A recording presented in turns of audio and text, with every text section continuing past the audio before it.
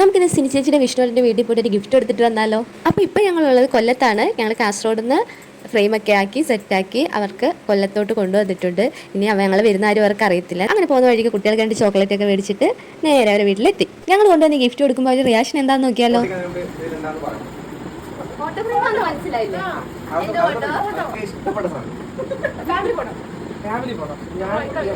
ഞാൻ എന്റെ മോള് എല്ലാരും കൂടെ ഉള്ള ഫാമിലി ഫോട്ടോ ആയിരിക്കാം.